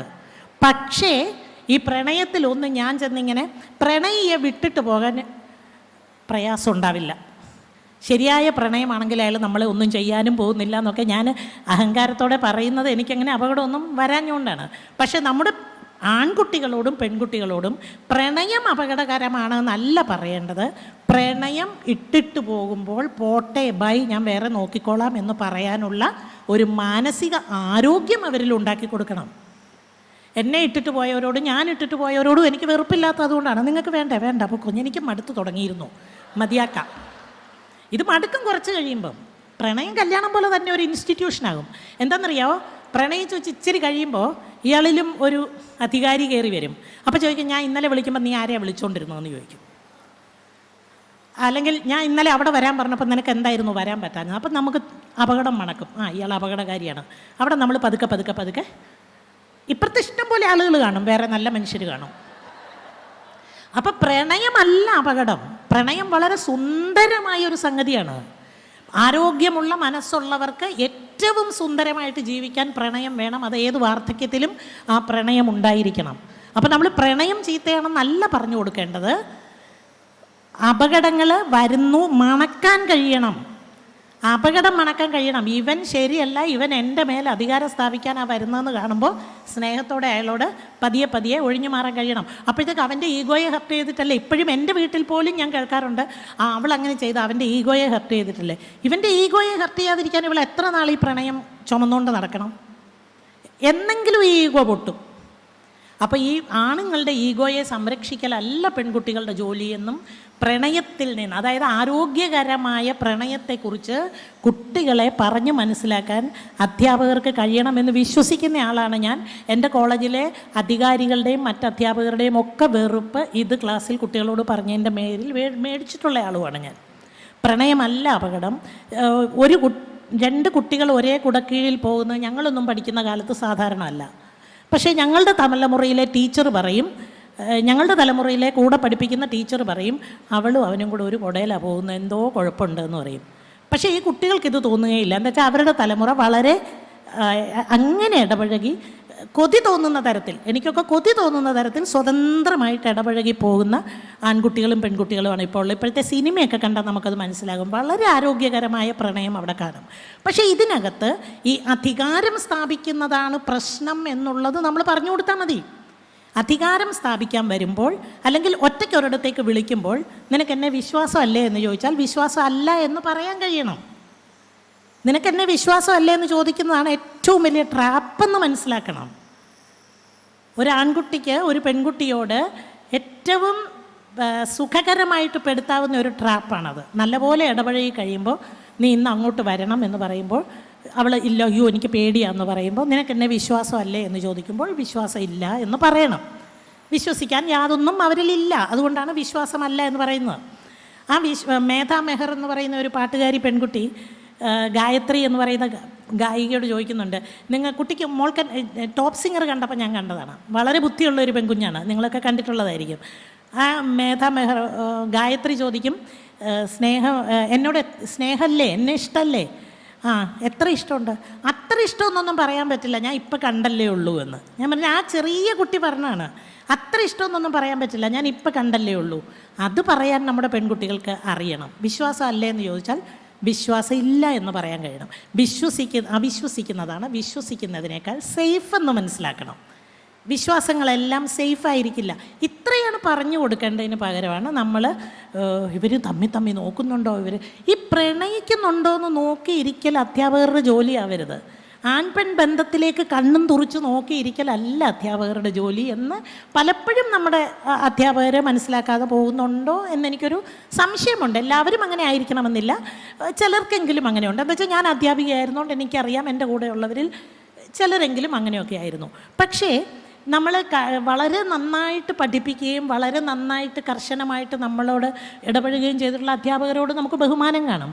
പക്ഷേ എപ്പോഴും നമ്മുടെ മാനസിക വികാരങ്ങളെ തൊട്ട് നിൽക്കുകയും നമ്മുടെ ദൗർബല്യങ്ങൾ മനസ്സിലാക്കുകയും നമ്മളെ കേൾക്കാൻ തയ്യാറാകുകയും ചെയ്യുന്ന അധ്യാപകരെ ആയിരിക്കും നമ്മൾ കാലങ്ങൾ കഴിഞ്ഞാലും ഓർത്തിരിക്കുന്നത്, നമ്മൾ സ്നേഹത്തോടെ ഓർത്തിരിക്കുന്നത്.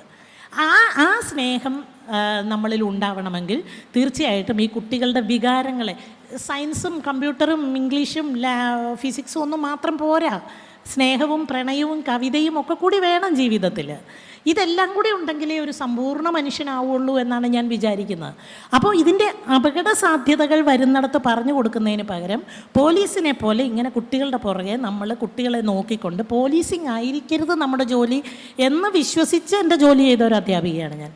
ഒരിക്കൽ പോലും നമ്മളെ കാണുമ്പോൾ കുട്ടികൾ പിന്നെ ഈ മൂലയിൽ, എന്തിനാണ് ഈ മൂലയിൽ എപ്പോഴും നിൽക്കുന്നത് എന്ന് ചോദിച്ചാൽ അവർ പ്രണയമേ ഉപേക്ഷിച്ച് പോകുമെന്ന് ഞാൻ വിചാരിക്കുന്നില്ല. അവർ ആ മൂല ഉപേക്ഷിച്ച് പോകുമെന്നേ ഉള്ളൂ. ഞാൻ കണ്ട ആ മൂലയിൽ എൻ്റെ മുമ്പിൽ വരാതിരിക്കാൻ അവർ നോക്കുമെന്നേ ഉള്ളൂ.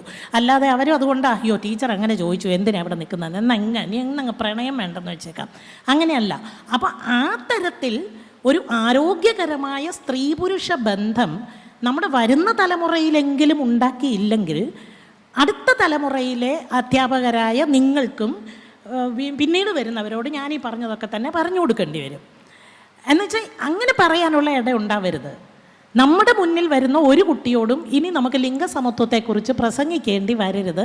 ആ തരത്തിൽ ആരോഗ്യകരമായ ഒരു ലൈംഗിക വിദ്യാഭ്യാസം എന്ന് പറഞ്ഞാൽ സെക്സ് ഓർഗൻസിനെ കുറിച്ച് പഠിപ്പിക്കുന്നത് മാത്രമല്ല, എല്ലാ തരത്തിലുള്ള ലിംഗചിന്തകളെക്കുറിച്ചും ലിംഗനീതിയെക്കുറിച്ചും കുട്ടികളെ പഠിപ്പിക്കുക. ഒരു ആൺകുട്ടിക്ക് ഒരു ദിവസം മണ്ണെണ്ണ ഒഴിച്ചോ പെട്രോൾ ഒഴിച്ചോ തീർക്കാനുള്ളതല്ല പെൺകുട്ടികളുടെ ജീവിതം. നമ്മൾ ആൺമക്കളോട് ഇത്രയും കാലം പെൺമക്കളെ ഉപദേശിച്ചില്ലേ, ഇനി നമ്മൾ കുറച്ചൊക്കെ ആൺകുട്ടികൾക്ക് പറഞ്ഞു കൊടുക്കൂ. നിൻ്റെ അധികാരം നിൻ്റെ പെങ്ങളായതുകൊണ്ടോ നിൻ്റെ അമ്മയായതുകൊണ്ടോ മകളായതുകൊണ്ടോ കാമുകയായതുകൊണ്ടോ നിനക്ക് അവരുടെ മേൽ യാതൊരു അധികാരവുമില്ല. ഇത് പറഞ്ഞു കൊടുക്കണം. ആൺകുട്ടികളോട് പറയൂ, ഇനി മുതൽ ആൺകുട്ടികളോട് സംസാരിക്കൂ, നിനക്ക് അവരുടെ മേൽ യാതൊരു അധികാരവുമില്ല. ആൺകുട്ടികൾക്ക് കുറച്ച് കൗൺസിലിംഗ് ക്ലാസ് കൊടുത്താലും വേണ്ടില്ല എന്ന് തോന്നും. പ്രണയം നിരസിച്ചാൽ ഉടനെ ഇവനാരാ ഇവളുടെ കഴുത്തിൽ ഞരമ്പ് മുറിച്ച് കളയാൻ? ജീവിതകാലം മുഴുവൻ അല്ലെങ്കിൽ പ്രണയിക്കുമോ? ഈ പ്രണയിച്ചിട്ടങ്ങ് കല്യാണം കഴിക്കുമോ? കല്യാണം കഴിച്ചാൽ എന്താണ്? ഇതിനെക്കുറിച്ചൊന്നും അറിയില്ല. അപ്പോൾ ഈ അധികാരമാണ് അവിടെ പ്രണയമോ. ഈ റേപ്പ് പോലും പലപ്പോഴും അധികാര സ്ഥാപിക്കലാകുന്നതാണ്. അങ്ങനെ ദിലീപിൻ്റെയൊക്കെ സിനിമകളിൽ കേൾക്കാൻ പാടില്ലേ? അങ്ങനെ തന്നെയാണ് നിന്നെ ഞാൻ 10 മാസം പച്ചമാക്ക തീറ്റിക്കാം എന്ന് പറയുന്ന ഡയലോഗുകളുണ്ടല്ലോ സിനിമയിൽ സ്ത്രീവിരുദ്ധമായത്. അതൊക്കെ ഇത്തരം അധികാര സ്ഥാപിക്കലുകൾക്ക് വളം വെച്ച് കൊടുക്കുന്നതാണ്. അതുകൊണ്ട് അധ്യാപകർ എന്നുള്ള നിലയിൽ എൻ്റെ ഒരു വിചാരം, നിങ്ങൾ ലിംഗനീതിയെക്കുറിച്ച് കുട്ടികൾക്ക് പറഞ്ഞു കൊടുക്കുക. നിങ്ങളുടെ ആൺകുട്ടികളെയും പെൺകുട്ടികളെയും അടുത്തിരിക്കാനും ഇതിങ്ങനെ തൊട്ടാ തെറിക്കുന്ന ഒരു ശരീരമാണ്, വളർന്നു വരുന്ന ഒരു ശരീരം മാത്രമാണ് എന്ന് തോന്നാത്ത തരത്തിൽ ഇടപെടുകയും അപകട സാധ്യതകളെക്കുറിച്ച് അപകടമുണ്ടാകുന്നു എന്ന ഘട്ടങ്ങളിൽ സൂചനകൾ കൊടുക്കുകയും, ക്ലാസ് എന്ന് പറയുമ്പോൾ ടെക്സ്റ്റ് ബുക്ക് മാത്രമല്ല എന്നുള്ളതും ഇതിന് പുറത്തുള്ള വലിയ ജീവിത സത്യങ്ങളും ഒക്കെ ശാകുന്തളമൊക്കെ പഠിപ്പിക്കുമ്പോൾ പിന്നെ പറയാറുണ്ട്. അങ്ങനെ ശകുന്തള ഉടനെ അങ്ങ് വിശ്വസിച്ചതുകൊണ്ടാണ്. അപ്പോൾ അവിശ്വസിക്കുകയാണ് സേഫ് എന്ന് ശകുന്തളയ്ക്ക് അന്ന് അറിയാൻ പാടില്ലായിരുന്നു. വിശ്വസിച്ചതിൻ്റെ ശാപമാണ് ശകുന്തളയ്ക്ക് വന്നത്. നേരത്തെ ഇവിടെ സ്വാഗത പ്രസംഗം പറഞ്ഞതുപോലെ ലക്ഷ്മണരേഖ സീത മറികടന്നില്ലായിരുന്നെങ്കിൽ ഒരിക്കലും സീത പുഷ്പവിമാനത്തിൽ കയറുകയോ കടലുകൾ താണ്ടി പോവുകയോ രാവണനെ പോലെ 10 തലയുള്ള ഒരു വിചിത്ര ആസക്തിയുള്ള മനുഷ്യനെ കാണുകയോ ഒന്നും ചെയ്യില്ലായിരുന്നു. അപ്പോൾ ലക്ഷ്മണരേഖകൾ വരയ്ക്കുകയല്ല ചെയ്യേണ്ടത്, അതാരാണ് വരയ്ക്കേണ്ടത് എന്ന് സ്വയം ബോധ്യം ഉണ്ടാകുക. എൻ്റെ ലക്ഷ്മണരേഖ ഞാൻ വരച്ചോളാം, എനിക്ക് ലക്ഷ്മണരേഖ വരയ്ക്കാൻ മറ്റൊരാളിൻ്റെ ആവശ്യമില്ല എന്ന ബോധ്യപ്പെടുത്തൽ നമ്മുടെ അധ്യാപന രീതികളിൽ തീർച്ചയായിട്ടും. ടെക്സ്റ്റ് ബുക്ക് പഠിപ്പിക്കണം. ടെക്സ്റ്റ് ബുക്ക് പഠിപ്പിക്കാനായിട്ട് ഇപ്പോൾ കുട്ടികൾക്ക് അധ്യാപകരുടെ യാതൊരു ആവശ്യമില്ല. അവർക്ക് എല്ലാ നോളജും കിട്ടാനുള്ള സാങ്കേതിക വിദ്യകൾ അവരുടെ കയ്യിലുണ്ട്. അപ്പോൾ അവരെ നല്ല ആരോഗ്യമുള്ള മനുഷ്യരായിട്ട് വളർത്താനുള്ള ഒരു ഇതാണ്. ആരോഗ്യമുള്ള മനുഷ്യരെന്ന് പറയുമ്പോൾ ക്ലാസ്സിലിരിക്കുന്ന കുട്ടികൾ മാത്രമല്ല, എൻ്റെ മക്കളോട് എന്തൊക്കെ പറഞ്ഞു കൊടുക്കുന്നോ അതൊക്കെ എൻ്റെ സ്റ്റുഡൻസിനോടും പറഞ്ഞു കൊടുക്കാവൂ എന്നുള്ളൊരു ബോധമാണ്. എന്നോട് എപ്പോൾ ചോദിച്ചാലും എനിക്ക് ഒരു കുറ്റബോധവും ഇല്ലാതെ പറയാൻ പറ്റും, എൻ്റെ മക്കളോടും എൻ്റെ ക്ലാസ്സിലെ കുട്ടികളോടും ഞാൻ ഒരേപോലെ കാര്യങ്ങളെ അഭ്യസിപ്പിച്ചിട്ടുള്ളൂ എന്നുള്ളത്. നല്ല ആരോഗ്യമുള്ള, മാനസികാരോഗ്യമുള്ള 2 കുട്ടികളായിട്ട് എൻ്റെ കുട്ടികൾ വളർന്നു എന്നുള്ളതാണ് എൻ്റെ സോഷ്യൽ ലൈഫിൻ്റെ, എൻ്റെ എഴുത്ത് ജീവിതത്തിൻ്റെ, എൻ്റെ ചിന്താ ജീവിതത്തിൻ്റെ ഏറ്റവും വലിയ ഉപലബ്ധി എന്ന് പറയുന്നത്. ലിംഗവിവേചനമില്ലാതെ സാമൂഹ്യ ബോധത്തോടെ ജീവിക്കുന്ന 2 വലിയ പൊതു വ്യക്തിത്വങ്ങളായിട്ട് എൻ്റെ മക്കളെ വളർത്താൻ കഴിഞ്ഞു എന്നുള്ളതാണ്. എൻ്റെ ക്ലാസ്സിലിരിക്കുന്ന ഒരു കുട്ടിയോടും ഞാൻ അതല്ലാതെ ഇപ്പം നിങ്ങളോട് ഈ പറഞ്ഞ സത്യങ്ങളല്ലാതെ ഒന്നും പറഞ്ഞു കൊടുത്തിട്ടില്ല. അവർ ഓർക്കുവോ ഓർക്കാതിരിക്കുവോ എൻ്റെ മനസ്സിൽ സുകുമാർ അഴീക്കോട് പണ്ട് പറഞ്ഞിട്ടുണ്ട്, നിങ്ങളൊരു ക്ലാസ് മുറിയിലേക്ക് കയറുമ്പോൾ നിങ്ങളുടെ മുന്നിലിരിക്കുന്നത് പിന്നെ ദ്രോണാചാര്യരെ കുറിച്ച് പറഞ്ഞപ്പോഴാണ് പറഞ്ഞത്, ദ്രോണാചാര്യരെ പോലെ ഒരു ഏകലവ്യൻ്റെ ഗുരുവായിട്ട് അറിയപ്പെടാൻ ഇഷ്ടപ്പെടാതിരുന്നയാൾ, കർണൻ്റെ ഗുരുവായിട്ട് അറിയപ്പെടാൻ ഇഷ്ടപ്പെടാതിരുന്നയാൾ, അർജുനൻ്റെ മാത്രം ഗുരുവായിട്ടിരിക്കാൻ ഇഷ്ടപ്പെട്ടയാൾ, ആ ദ്രോണാചാര്യരുടെ പേരിലാണ് സ്പോർട്സിലെ ഏറ്റവും മികച്ച അധ്യാപകനുള്ള ദ്രോണാചാര്യ പുരസ്കാരം കൊടുക്കുന്നത്. ഒരിക്കലും ഒരു മികച്ച അധ്യാപകനായിരുന്നില്ല ദ്രോണാചാര്യർ. ഒരു അധ്യാപകനും മിടുക്കനായ ഒരു വിദ്യാർത്ഥിയുടെ പെരുവിരൽ ഗുരുദക്ഷിണയായി ചോദിക്കില്ല. അസ്ത്രാഭ്യാസനം നടത്തുന്ന ഒരു വിദ്യാർത്ഥിക്ക് ഏറ്റവും വേണ്ടത് പെരുവിരലാണ്. പെരുവിരൽ എന്ന് പറഞ്ഞാൽ അത് പോകുമ്പോഴുണ്ടാകുന്ന ആത്മവിശ്വാസ നഷ്ടം എത്രമാത്രമാണെന്ന് ബുദ്ധിയുള്ള ആ അധ്യാപകന് അറിയാമായിരുന്നു. ഒരു കൈ നമ്മൾ ചൂണ്ടുമ്പോൾ നമ്മളുടെ വിരലുകൾ നമുക്ക് തരുന്ന ആത്മവിശ്വാസമുണ്ട്, അത് നഷ്ടപ്പെടുത്തിക്കൊണ്ട് ആ കുട്ടിയുടെ പെരുവിരൽ ചോദിച്ചു വാങ്ങിയ ദ്രോണാചാര്യർ. അപ്പോൾ സുകുമാർ അഴീക്കോട് സാർ പ്രസംഗിച്ചത്, ദ്രോണാചാര്യർ ഒരിക്കലും തൻ്റെ ഏറ്റവും പിൻനിരയിൽ ഒരു കർണൻ ഇരിപ്പുണ്ട് എന്നുള്ളത് കണ്ടിരുന്നില്ല, മുൻനിരയിലിരുന്ന അർജുനനെ മാത്രമേ കണ്ടുള്ളൂ. അതുകൊണ്ടാണ് ദ്രോണാചാര്യർ ഒരു മികച്ച അധ്യാപകനാകാതിരുന്നത്. ഇത് നമ്മളുടെ വാക്കുകൾ, നമ്മൾ ഉപയോഗിക്കുന്ന വാക്കുകൾ ശിലയിൽ ഉളികൊണ്ടെന്ന പോലെ കൊത്തിവെക്കപ്പെടും ഒരു കുട്ടിയുടെയെങ്കിലും ശിരസ്സിൽ എന്നുള്ളത് നമ്മുടെ ഓർമ്മയിലുണ്ടാവണം എന്നാണ് അദ്ദേഹം പ്രസംഗിച്ചത്. ഞാൻ എൻ്റേതായിട്ടല്ല ഇത് പറയുന്നത്, അദ്ദേഹം പറഞ്ഞത് ഞാൻ എൻ്റെ അധ്യാപന ജീവിതത്തിൽ ഉടനീളം ശ്രദ്ധിച്ച ഒരു കാര്യമാണ്. ഒരു വിദ്യാർത്ഥിയുടെയെങ്കിലും ശിരസിൽ ഇത് നിങ്ങളുടെ വാക്കുകൾ ശിലയിൽ ഉളികൊണ്ടെന്നതുപോലെ കൊത്തിയിടപ്പെടും. ആ ഉത്തരവാദിത്വ ബോധം നമ്മൾ അധ്യാപകർ ഒരിക്കലും മറക്കാൻ പാടില്ല. ഓരോ ക്ലാസ് മുറിയിലേക്ക് കയറുമ്പോഴും ഞാൻ ആലോചിക്കും, പിറകിൽ ഒരു MN വിജയൻ ഉണ്ടാകാം, ഒരു സുകുമാർ അഴീക്കോട് ഉണ്ടാകാം, ഒരു കുമാരനാശാൻ ഉണ്ടാവാം. അവരെ ഒന്നും എൻ്റെ വാക്കുകൾ കൊണ്ട് അവരുടെ തലയിൽ തെറ്റായ ബോധ്യങ്ങൾ കൊത്തിവെക്കപ്പെടരുത്. അത്രമാത്രം വലിയ ഭാരിച്ച ജോലിയാണ്. ഒരു അധ്യാപകർക്ക് ഒരിക്കലും ചിന്തിക്കാൻ സാധിക്കുന്നില്ല തങ്ങളുടെ സ്വാധീനം എവിടെ തുടങ്ങുന്നു എവിടെ അവസാനിക്കുന്നു എന്ന്. നിങ്ങളുടെ സ്വാധീനം നിങ്ങളുടെ വരും തലമുറയിൽ എവിടെയാണ് സ്വാധീനം തുടങ്ങുക എന്നും എവിടെയാണ് അവസാനിക്കുക എന്നും പറയാൻ സാധിക്കില്ല. ഏറ്റവും മഹത്തായ കല, ഏറ്റവും മനോഹരമായ കല അധ്യാപനമാണ്. അതിന് ഭാഗ്യം ലഭിച്ചവരാണ് നമ്മളെല്ലാവരും. അതുകൊണ്ട് നമ്മളുടെ വലുതായ ഈ വളരെ ഉന്നതമായ സാമൂഹ്യ ബോധമുള്ള കുട്ടികളെ വാർത്തെടുക്കുക. അവരിൽ ഒരു കാരണവശാലും ലിംഗവിവേചന ബോധം, ജാതി വിവേചന ബോധം ഒന്നും ഉണ്ടാകാതെ ഇരിക്കുക. നിറം, ജാതി, വർഗം, ലിംഗം ഇതൊന്നും വെച്ചുള്ള വേർതിരിവുകൾ ഉണ്ടാകാതെ, അബദ്ധവശാൽ പോലും നമ്മുടെ ഒരു ഭാഷയിൽ പൊളിറ്റിക്കലി കറക്റ്റാകുക എന്ന് പറയുന്നത് അതാണല്ലോ. നിരന്തരം പൊളിറ്റിക്കലി കറക്റ്റാകാൻ നമ്മൾ ശ്രദ്ധിച്ചുകൊണ്ടിരിക്കുക. പൊളിറ്റിക്കലി കറക്റ്റാകുക എന്ന് പറഞ്ഞാൽ വലിയ പ്രയാസമാണ്. മാറി മാറി വരുന്ന സാമൂഹ്യ ബോധത്തിനനുസരിച്ച് നമ്മളുടെ ചിന്തകളെ കറക്റ്റ് ചെയ്തുകൊണ്ടിരിക്കുക, നിരന്തരം പുതുക്കിക്കൊണ്ടിരിക്കുക എന്ന് മാത്രം പറഞ്ഞുകൊണ്ട് നിർത്തുന്നു.